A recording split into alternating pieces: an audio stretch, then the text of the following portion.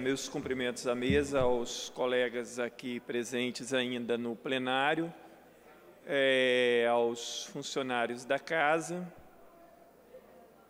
e aqueles que nos assistem pela TV Assembleia.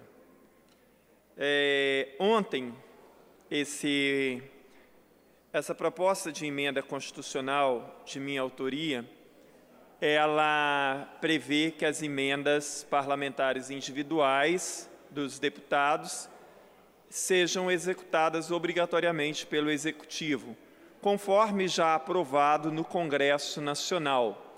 Para aqueles que estão em casa e não entendem exatamente do que eu estou falando, ocorre o seguinte: todos os anos, quando o orçamento do Estado é feito e vem aqui para a Assembleia, o orçamento quer dizer aquilo que o governo vai gastar na saúde, na educação, no transporte, etc., os deputados podem fazer emendas ao orçamento até o valor de R$ 1.200.000 para cada deputado. Ou seja, cada deputado pode indicar emendas para saúde, educação, a paz, associações culturais, enfim, até o valor de R$ 1.200.000.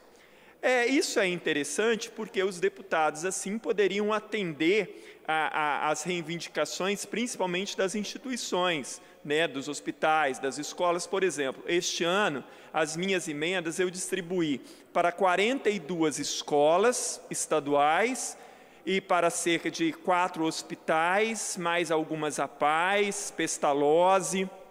Então, são distribuídas dessa forma. Ocorre que essas emendas, o governador, ele paga se quiser, não existe uma lei que obrigue efetivamente ele a executar essas emendas, ele vai pagar se quiser.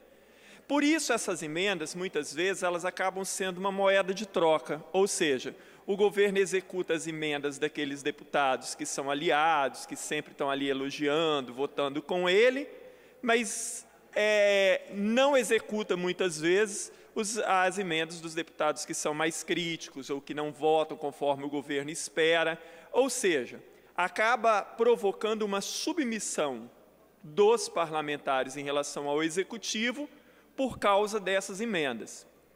Por isso, no Congresso Nacional, já foi aprovada uma lei que torna, porque lá no Congresso Nacional, cada deputado e cada senador pode fazer emendas na ordem de 15 milhões por ano cada um. Então, lá no Congresso Nacional já foi aprovado o chamado projeto das emendas impositivas, que obrigam o Poder Executivo Federal a cumprir essas emendas, sendo que a metade dessas emendas, pelo menos, tem que ser destinadas à educação e à saúde. Pois bem, eu apresentei, então, um projeto similar aqui para tornar as emendas impositivas, ou seja, que o governo seja obrigado a pagar. Claro que é um projeto de lei, é um projeto de emenda constitucional, que cabe ali emendas ao projeto, modificações, porque ele está começando a tramitar, apesar dele ter ficado parado um ano praticamente na Comissão de Justiça. Quer dizer, já era para ter sido discutido e votado há muito tempo. Esse projeto, não tem como dizer, ele deveria interessar aos 30 parlamentares desta Casa, porque seria uma garantia de que a maioria das emendas propostas pelos deputados seriam pagas. Depois de ter ficado um ano na Comissão de Justiça, ontem, finalmente, o projeto foi relatado, e foi relatado pelo líder do governo, que é vice-presidente da Comissão de Constituição e Justiça. E para o espanto de todos aqueles que entendem alguma coisa sobre Constituição, o líder do governo, o deputado Gildevan Fernandes, relatou pela inconstitucionalidade. Eu gostaria, inclusive, de saber, e depois eu vou querer saber, em que artigo ou parágrafo da Constituição o referido relator se baseou para dar pela inconstitucionalidade. Ora, se esse projeto já é lei em nível federal, muito obviamente nós estamos apenas fazendo uma adaptação para o Estado. Não há que se falar em inconstitucionalidade. Então, é lamentável, e eu lamento profundamente, e não retiro uma palavra do que eu disse ontem, E lamento ainda mais que a maioria dos membros da Comissão de Constituição e Justiça que estavam aqui tenham acompanhado esse relatório, à exceção do deputado Padre Honório. Então, é algo espantoso essa submissão aos interesses, porque assim, a quem não interessa a adaptação desta lei, que já é uma lei federal? Ao governador tão somente. Porque se essa lei é aprovada, isso reduz a submissão dos deputados em relação ao executivo. Portanto, o único interessado a que essa lei não seja aprovada é o governador, tão somente. E como eu disse ontem, nós precisamos rever essa questão de que líder do governo seja vice-presidente da Comissão de Constituição e Justiça, a comissão mais importante da Assembleia, e muito menos que o líder do governo relate projetos vindo do Executivo. Porque, muito obviamente, se ele é líder do governo, ele jamais vai relatar contra o governo.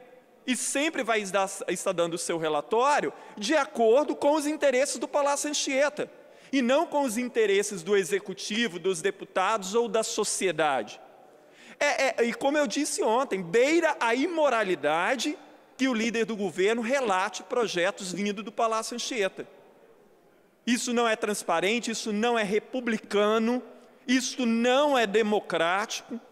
Agora, eu tenho certeza, hoje, infelizmente, mais uma vez, não temos quórum para votar, mas eu tenho certeza que na semana que vem, havendo quórum, que a maioria dos deputados votará para derrubar o parecer do deputado Gildevan Fernandes, líder do governo. E aqui eu deixo e registro o meu protesto. 6º dia de sessão pós-recesso e é o 5º dia que não temos quórum para votar novamente. E lembrando, o único dia que teve quórum para votar, quando chegamos à fase da ordem do dia, foi ontem, porque tinha 4 projetos do governo. Não é razoável essa submissão, quer dizer, ontem, porque tinha projetos do governo em regime de urgência, tinha quórum. Os outros 5 dias que trabalhamos depois do recesso, não houve quórum. Isso denigra a nossa imagem, isso é ruim para o parlamento. Então, voltando à questão do projeto das emendas impositivas, eu tenho certeza que a maioria dos parlamentares, quando houver quórum, será que vai ser só depois das eleições? Ou melhor, assim que chegar um novo projeto de regime de urgência do governador, provavelmente teremos quórum. Então, eu espero que a maioria dos deputados, porque este projeto, como eu disse, ele é de amplo interesse dos senhores deputados. Como eu disse ontem e repito, a única pessoa que não se interessa em absoluto por esse projeto e que é ruim para ele é o governador, porque uma vez aprovado esse projeto, para adequarmos aquilo que já foi aprovado no Congresso Nacional, isso reduz a influência do governo sobre os deputados.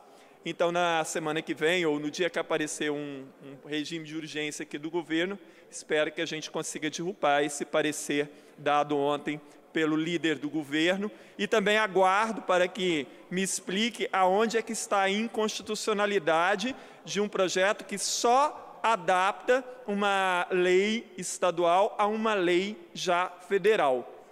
Muito obrigado, senhor presidente.